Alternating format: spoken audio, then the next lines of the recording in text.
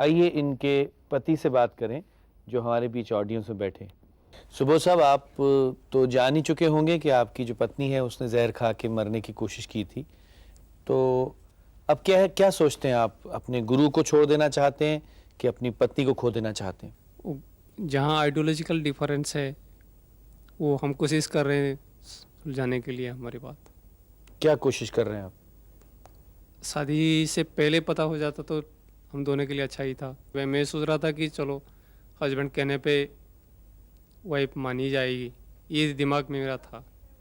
नहीं, वो तो सुबोध साहब आप मानते हैं ना, हाँ जी। आप जिसे भी मानना चाहें उसे मान सकते हैं, लेकिन आप ये क्यों चाहते हैं कि आपकी पत्नी भी उसे माने? उसमें बहुत सारी कारण है मानने के लिए, क्योंकि हमारा रास्ता अलग हो जाता है बिल्कुल। सपोज आप अपने पापा को इतना अच्छा प्यार करते हैं, पापा के खिलाफ कोई बोले आपको उसको अच्छा नहीं लगेगा। मैं ऐसे ही मेरा ठाकुर जी को मैं अच्छा मानता हूँ या प्यार करता हूँ, जो भी है मेरे को कुछ मिले या ना मिले, लेकिन वो ठाकुर जी के खिलाफ कोई बोले तो मेरे को वो अच्छा नहीं लगेगा। तो सारी जिंदगी आप इन्हें नाराज रखेंगे? नहीं, क्योंकि वो तो उनको खुश हो नहीं रही, वो तो चाहती नहीं है उन्हें मानना। वही मैंने हमारा शादी 3 साल हो गया, मैं आज तक भी इंतज़ार करता रहा कि सपोज मान जाए। ये नहीं, चीज़ में जिंदगी आपने ठाकुर साहब के साथ बितानी है कि अपनी पत्नी के साथ बितानी है? नहीं, वो पत्नी के साथ ही गुजारना है, लेकिन इकट्ठा गुजार प्यार से गुजारें। इसीलिए मैं बोला था कि आप ले ही लो, तो आप कभी नहीं बोलोगे कि ठाकुर खराब है, जो भी खराब है, थोड़ा जी, डिफरेंस नहीं आएगा। तो इसलिए मैं बोल रहा था कि ले लो। पता नहीं। शुक्रिया। Thank you. डॉक्टर साहब, आपको क्या लगता है? हमारे पारिवारिक जीवन में लड़कियों को इस तरह पाला जाता है कि जब इनकी बात नहीं मानी जाती तो ये अपना ही गला घोंटती हैं। तो ये जो एक सुसाइड अटेम्प्ट थी, चाहे हमारी भाषा में या परिभाषा में ये इम्पल्स था या स्पर ऑफ द मोमेंट का डिसीजन था, पर एक मायूसी थी कि इस हद से आगे जब मैं समझा ही नहीं पा रही तो जीवन ही ख़त्म कर डालो। और उसका प्रतीक आपके पास उभर के आया कि मैं सोचता था कि मैं हस्बैंड हूँ और वो शायद मेरी बात मान जाए। ये पुरुष स्त्री का रिश्ता एक हमेशा से बनाया कि लड़कों को भी ऐसे पाला जाता है कि इनकी बात माननी ही चाहिए। जी, और लड़की का ये होता है कि अगर आप मानते हो मान जाओ, और अगर नहीं मानते तो ठीक है, फिर मैं ही अपना गला घोट देती हूँ।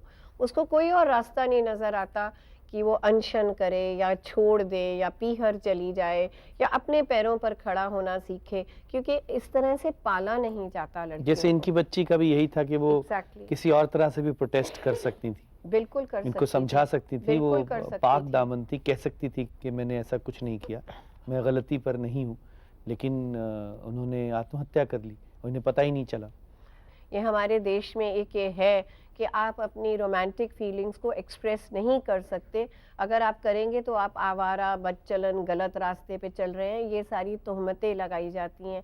यदि ये न लगाई जाएं तो बहुत सी सुसाइड्स हम यहीं पे जो है रद्द कर सकते हैं, यानी कि रोक सकते हैं, अगर परिवार में हम एक दूसरे को समझने की, सुलझने की और थोड़ी जगह दें। जैसे डॉक्टर साहब कह रहे थे, स्पेस दें बात करने की और उसको एक्सेप्ट करें। जब गला घोटेंगे तो वो सच में ही अपना गला घोट लेगा, लड़की हो या लड़का। बेशक, बहुत बहुत शुक्रिया। क्या कभी आपने सोचा है कि जिंदगी की जद्दोजहद में, जिंदगी के मुकाबले में, जिंदगी की दौड़ में आप जरा सा पीछे रह जाते हैं तो आप जिंदगी का गला घोंट देना चाहते हैं, खुद को मार देना चाहते हैं, फना कर देना चाहते हैं, मगर जब आप चले जाते हैं तो आपके पीछे आपके रिश्तेदार, आपके चाहने वाले, आपके अजीज बिलखते हैं, रोते हैं, तड़पते हैं। उनका कोई कसूर नहीं। कसूर तो तब है अगर हम जिंदगी से प्यार ना करें, जिंदगी को चाहें ना, जिंदगी से इश्क ना करें। आज से, अभी से जिंदगी से प्यार करना शुरू कर दीजिए, इश्क करना शुरू कर दीजिए, जिंदगी को चाहना शुरू कर दीजिए, बेहद चाहना। हमें कोशिश करनी चाहिए अपनी इस मुहिम में, अपने इस आंदोलन में, अपने इस मूवमेंट में हम कामयाब हों। हमें कोशिश करनी चाहिए।